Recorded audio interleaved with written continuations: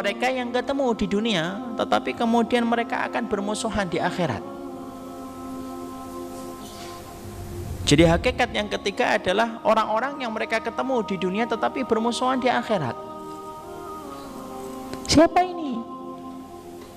Ini adalah keluarga-keluarga muslim, beribadah kepada Allah, beriman kepada Allah, bertemu dalam keadaan Islam, tapi ternyata mereka tidak pernah mengingatkan dan tidak pernah memberikan nasihat tentang hari berbangkit, tidak pernah memberikan nasihat tentang surga, tidak pernah memberikan nasihat tentang neraka, tidak pernah memberikan nasihat tentang hari terhitungnya segala amal untuk dihisab oleh Allah. Maka sesungguhnya mereka yang ketemu di dunia dalam keadaan menjadi muslim, tetapi mereka tidak pernah mengingatkan orang yang mereka temui di dalam nasihat-nasihat kebaikan menuju kepada Allah. Mereka ketemu di dunia tetapi bermusuhan di akhirat. Allah katakan di dalam surat Az-Zukhruf 67, Al-akhillau yawma idzin ba'dhuhum li ba'din adu illal muttaqin. Allah berfirman di dalam surat Az-Zukhruf 67, berapa banyak orang yang mereka itu saling mencintai di dunia, ketika mereka kelak dipertemukan oleh Allah pada waktu hari kiamat, aduun, mereka itu menjadi musuh, illal muttaqin, kecuali orang yang bertakwa. Jadi orang-orang yang mereka itu ketika mereka di dunia saling mencintai, mereka saling menyayangi. Tapi ketika mereka saling mencintai dan mereka saling menyayangi, sesungguhnya mereka ketika saling mencintai dan saling menyayangi tidak pernah menjadikan mereka saling memberikan nasihat tentang kebaikan dan kebenaran.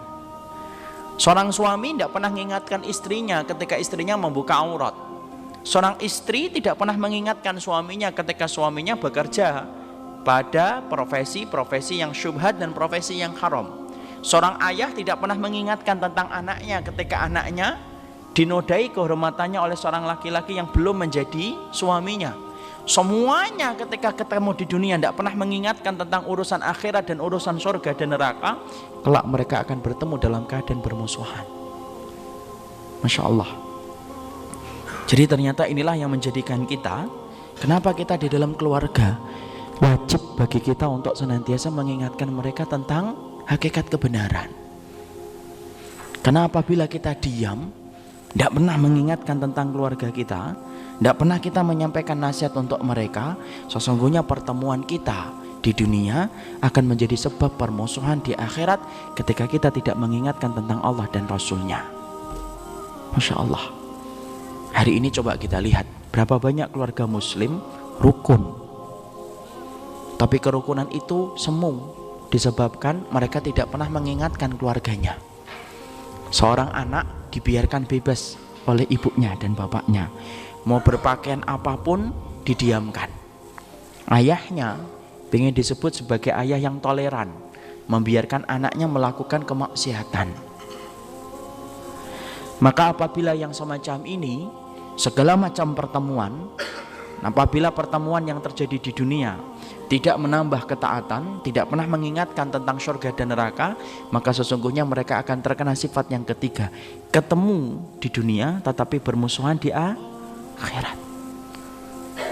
Maka kemudian sampai Imam Ibnu Abbas menerangkan, ada suami digugat istrinya, ada istri digugat suaminya, ada anak menggugat orang tuanya, semuanya saling menggugat.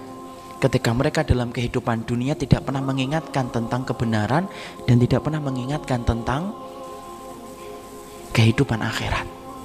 Ini loh yang menjadikan kita, seorang suami mengingatkan istrinya kalau salah, seorang istri mengingatkan suaminya ketika salah, supaya kamu bertemu di dunia dan bertemu di akhirat.